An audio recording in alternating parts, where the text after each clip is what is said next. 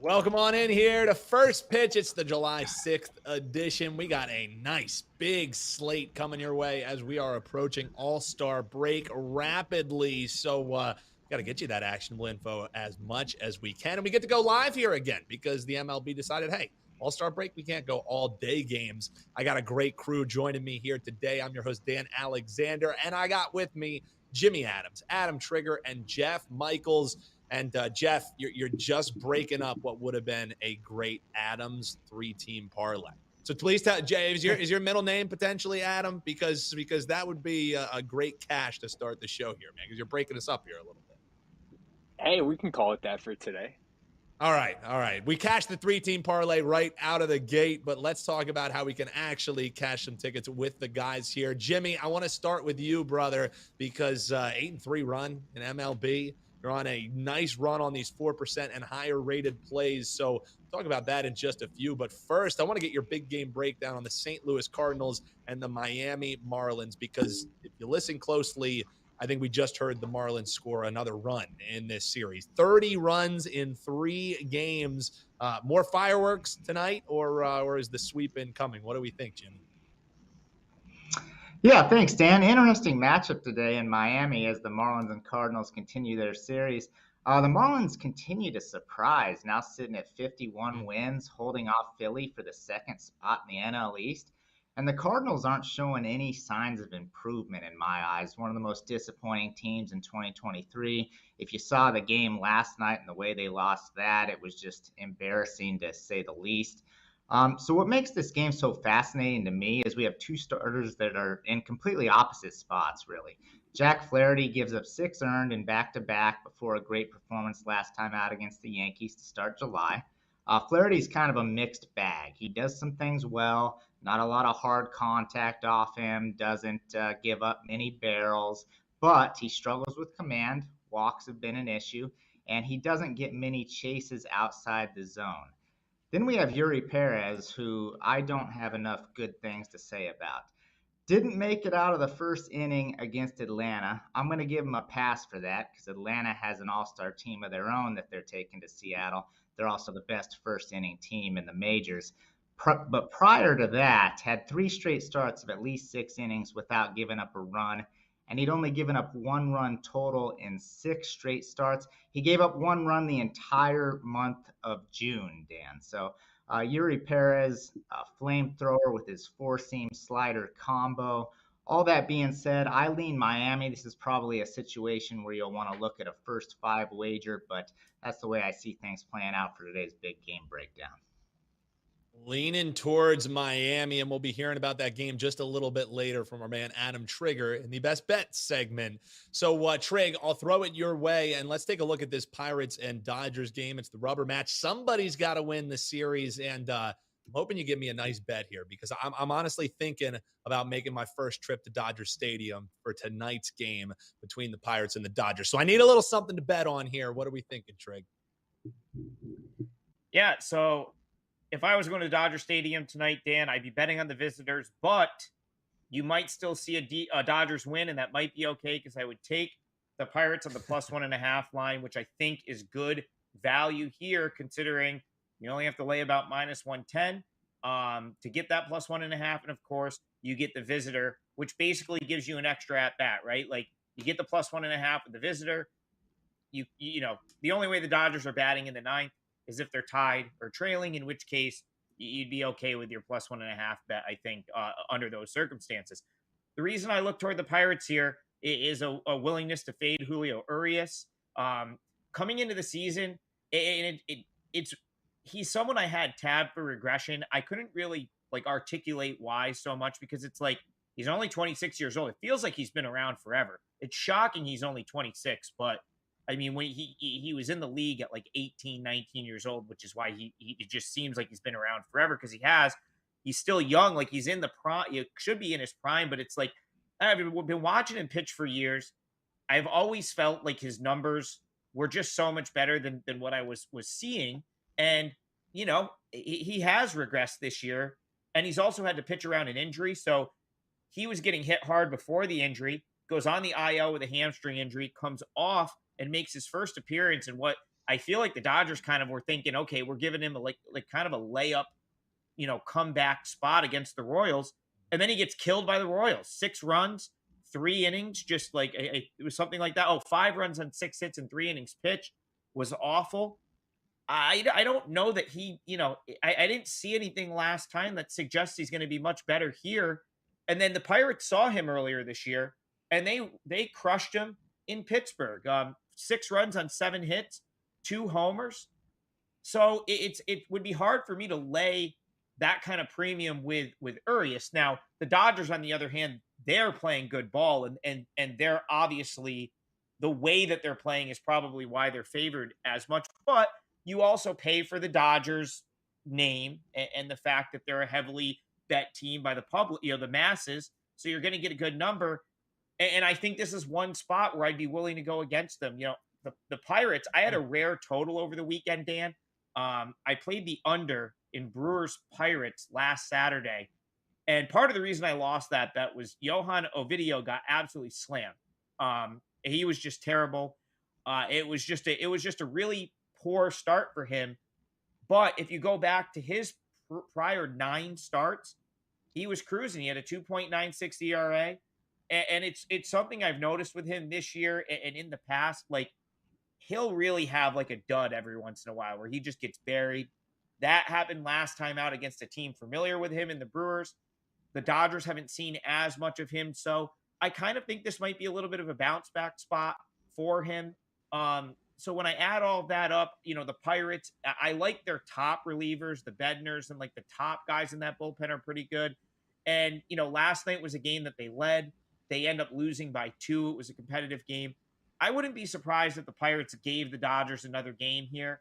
I wouldn't be surprised if the Pirates won this game.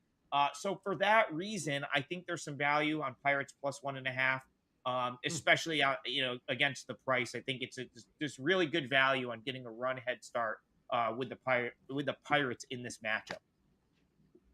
All right, you gave me at least something to work with. I'm going to the game tonight for a live sweat, and I know my man Jimmy Adams will also be giving me something to work with. He's going to be talking this game in best bets coming up here in just a few moments here on First Pitch on WagerTalk TV. So you guys trading notes back and forth. You got the best bet in his big game breakdown. He's got the best bet in your big game breakdown. I love to see it. Jeff Michaels went completely off the board, and he said, forget it. I'm actually going to talk about a different game here. He wants to break down the Orioles and Yankees for his big game breakdown. And Jeff, yesterday I was talking with Rob Vino about this game, and we talked about Colton Cowser getting the call up on yesterday's show, and I made no time, he wasted no time making an impact in that one. He was a pretty integral part of that rally for the 6-3 win. So what do you think? That continues today with the young buck, or maybe the Yankees getting the last laugh and getting the series win today? What do you say, Jeff? Yeah, big game. You want to talk about a big game, big division here. Harder to find a bigger game on the card, in my opinion. But, I want to be clear from the rip here. I'm obviously talking this game, but what I genuinely think is going to happen is Baltimore is going to attack Severino. And I think Santander leads that charge. Now, with that being said, I'll give you a couple different ways to attack it because I've found a couple different options, and I honestly can't find my favorite. Santander, he leads the team in home runs, RBIs, and total bases, and he's got a pretty impressive history against Severino. He's only got 6 at-bats, but he's 2 for 6 with 2 home runs and 4 RBIs there. He took him deep in both of their meetings last season. So with that being said, he's a run scorer. I looked at him to score a run for Santander, sitting at minus 120 for that prop. He's had 3 runs that he's scored since his last home run. He's been in a little bit of a drought, but he does score runs outside of the home runs. RBI is not so much. He hasn't had an RBI since his last home run, which keeps me away from his 2.5 hits, runs, and RBIs, but getting plus money, that's a viable option there. But I think you go plus 245 and go for the home run, but those are Aaron Judge odds kind of numbers there. Most of the guys are sitting at plus 400 or whatever. But, hitting 2 home runs and 6 at-bats definitely gives me a reason to lean on Santander. but the entire team, I mean, even just going over 3.5 earned runs for Severino is getting you plus 125. He's gone over that number in 4 of his last 6 starts. He's given up 26 earned runs in his last 28 and 2/3 innings. And he, excuse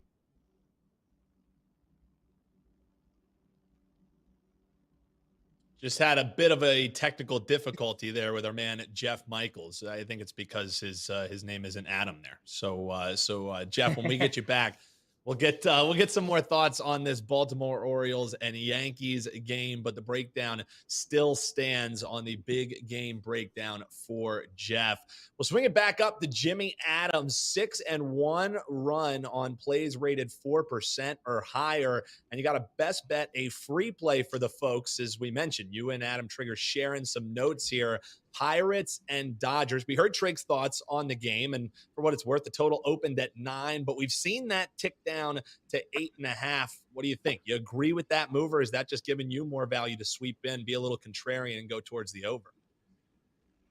Yeah, I was kind of surprised to see this number dip, Dan, and I think it is headed in the wrong direction. So we had a 9-7 Pittsburgh win on the 4th, followed by a 6-4 final last night. Could have been a lot more, could easily have been a lot more. And I'm seeing runs in this one. Julio Urias has not been sharp really all season long. 11 earned in his past 2 starts. Now, those starts were separated by a stint on the IL. He had an injured hamstring, came back, and it was really more of the same. And he hasn't made it past the 3rd inning in either one of those past 2 starts. The last one came in Kansas City, obviously against one of the worst offenses in baseball in almost every statistical category. He's had trouble with the long ball, a WOBA of 340, a FIP of 530, just not normal Urias numbers, not what we've come to expect from him throughout the years. And Urias faced the Pirates earlier this season, and the results were very similar to what we've been seeing. 6 earned and 2 homers in that one. So heading to Johan Oviedo, 8 earned in his last start. That was his worst start of the season.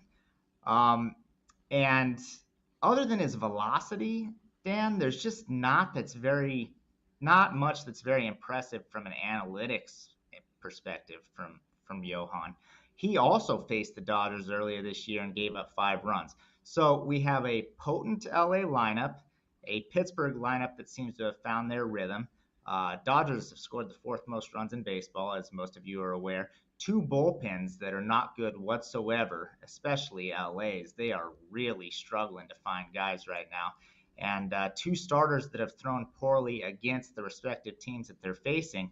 I think we get runs. Give me the over in the Dodgers-Pirates for today's best bet. I love it. Great breakdown there from my man Jimmy Adams. Check him out, wt.buzz/JA. And now, Trig, we teased it that you were going to give us some more thoughts in this Cardinals and Miami Marlins matchup.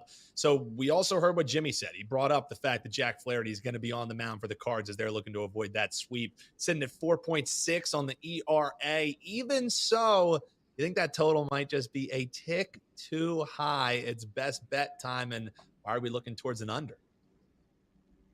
Yeah, first of all, totally coincidence. I had no idea that those were Jimmy's 2 games, and we, just a coincidence right there. I love it.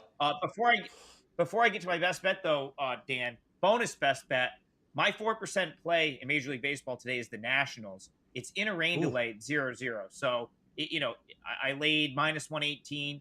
I think in game you could probably get the same right now. So that's the only thing I actually played Major League Baseball, 4% play on the Nationals. If you're looking for some daytime action, that's going literally as we speak. Although I guess it's pouring in DC because they're in a rain delay in that game. As far as like the other thing I kind of liked, and I think the only reason that this doesn't make my card is I just haven't had as much success with totals this year. But I like the under in Cardinals Marlins for a lot of the same reasons that Jimmy likes the Marlins, and that's that I totally agree with him in the respect that Yuri Perez is probably going to bounce back here. I'm almost just willing to give him a pass on the Braves sort of meltdown. And what I love that the coaching staff did, 35 pitches, they took him out. They were like, you know what? He doesn't have it today. Braves are just on another level. He'd already given up 5-6 runs, and they were just like, yeah, we're all set here. So he only threw 35 pitches in that game. Prior to that start, he had gone 6 starts and he only gave up 1 earned run across 6 starts. In the first 9 starts of his career, he has a 1.34 ERA. So he's been excellent. And I again totally align with Jimmy in the respect that I'm gonna give him a pass there. I'm just not gonna hold one bad start against the best team in baseball right now against him. The other thing I like about Perez, 31.8% swing and miss rate. And that should probably play against a Cardinals team that's a little bit undisciplined at the plate and hasn't seen him at all. Where I maybe sort of go the other way in terms of like not wanting to play a side here and going toward the total is that I think Flaherty probably pitches better going forward. That start against the Yankees was coming off the IL. So he had 2 weeks off. I think he went on the IL mid-June, comes back, 6 shutout innings against the Yankees, looks a lot better. He's a guy that prior to the season I thought would have a great year, contract year for him. So it was really surprising to see him struggle the way that he did. I think he can build off the 6 shutout innings against the Yankees. And this is a start that I would usually I like to see a guy come off the IL and then play him in his next start. So I think that he could maybe build on that. Another reason I like Flaherty is he's had horrible luck. He has the highest batting average on balls in play for any pitcher in the majors, 349 average on balls that have been hit and play against Jack Flaherty so far this year. Usually that evens out, right? Like usually, it just seems like every hit he gives up doesn't go to one of his fielders. That might even out at some point, and I think you may get some positive regression there. Finally, so far in this series, 9 runs, 17 runs, 19 runs, but the last 2 games, specifically yesterday's game, those 19 runs were really the starters that were responsible for the majority of the damage. And then, of course, the Cardinals having to go get Liberatore and figure out what to do in the first inning created that sort of, high-scoring game, in my opinion. I think this is going to be a well-pitched game between Perez, who's a stud, Flaherty, who's a veteran that I think gets back on track. And then if we get that close, tight game, I think the bullpens will actually show up here, specifically for the Cardinals, who desperately need a win and need to sort of get wins going forward. So I think the under's probably good. I'll call it something like a 4-3 game, 3-2. It just feels like a close game, tightly contested. You probably get the better relievers from both sides, and it probably stays under the total. Staying under the total as they're looking to avoid the sweep in the St. Louis Cardinals and Miami Marlins game. That's my man, Adam Trigger. He let you know he just let the cat out of the bag, gave you his free play on a client play going, but we'll see. The radar not looking too good there. We'll see if that game ends up being played or not. Also, Adam Trigger's got a 5%. Don't worry, baseball fans. There's still KBO action, right? So why not grab the 5%er that Trig's going to have locked and loaded in the KBO as well. We got my man Jeff Michaels back here, and in the chat, we saw Vegas. Imagine the fun that you would have if you went to the ballpark with this crew. It would be beers galore. And since we lost you there for a few moments, Jeff, I guess we are automatically voting you to be buying the first round of beers at least. So sorry, it's just how the cookie crumbles, man.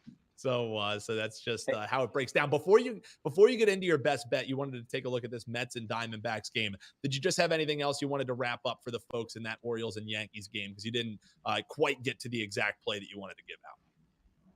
Yeah, I'll just add quickly to the end. I think Baltimore gets a hold of Severino. I don't have enough faith, honestly, with the way that the Yankees have been playing to go against them and fully back the Orioles. But whether you want to back Santander, look at a home run prop there potentially, or look at a team total over, especially in the first half, I think that's probably the best way to go. But I think Baltimore scores. Just a question of if New York can score too. Appreciate Excuse that. me. So how about this? Yeah. How about this Mets and Diamondbacks game? We're taking is the Mets. I mean, now 5-1 straight up in their last 6 games in Arizona and against Arizona. So what do you think, that continue today, or the Diamondbacks finally get their stick in on the New York Mets? How about this one, Dan? There's only 3 teams left in the majors that have not been swept this season, and the Diamondbacks are one of them. So Diamondbacks and two of those teams out of the AL East over there in Tampa Bay and Baltimore are the only three teams left that have not been swept on the season. And Arizona's got their back against the wall, facing being swept for, well, not the first time they've gone undefeated in this situation. It's not the first time they've had their backs against the wall, but nobody's completed the sweep against them. And I know Arizona struggled recently, but it's almost astonishing to me that, you see the pictures that we've seen for this Arizona team recently. Well, Ryan Nelson's on the mound tonight, and he's basically been the ray of hope outside of Zach Gallen in this lineup recently. Arizona's 4-7 in their last 11 games, but Ryan Nelson's won back-to-back starts. He's the only pitcher over that 11-game span that won both of his starts over that. Even Gallen and Henry only got one win for the Diamondbacks in that span. He got the only win in the series against San Fran, and he won his start against the Angels there. And you got Carrasco on the mound for the Mets. He's 0-3 in his last three starts with a 6.75 ERA and a whip of nearly 2. He's given up 3 home runs per 9 innings in those starts. And I forgot to mention, Nelson's got a strikeout to walk ratio of 6 in his last 3 starts, and he even lost one of those too. So Nelson's won 5 straight starts against teams with a losing record. And how about this one? The Mets 3-15 as a road dog of plus 100 or more on the season. They're just 5-19 on the year in that in a dog situation, regardless of the site. And they're 7 games under 500 on the road.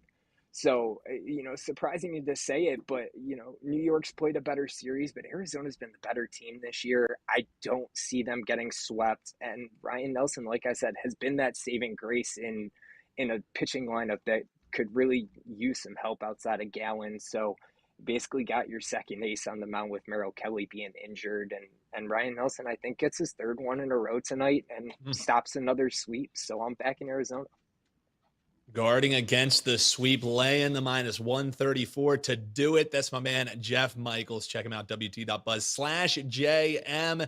I'm also happy to announce now here with me here, we're going to be bringing on back the Gold Sheet play of the day. And I've been keeping my eye on the chat. I've been hearing a lot of talk about Nathan Eovaldi of the Rangers being on the mound here tonight. So folks who are a fan of him are going to be very happy to hear the breakdown. We're taking a look at the Texas Rangers and Boston Red Sox. Just a quick look at the board here tonight. It's the highest total on the board. It's sitting around 10. There are some 9.5s out there, so make sure you shop because we're looking towards the under. Reason being, Eovaldi 6-1 on the road this season, a 2.44 ERA, a 1.04 WHIP, and that's in 10 starts, a decent sample size there. Look at Boston since June 22nd. The Red Sox are averaging just 2.8 runs per game.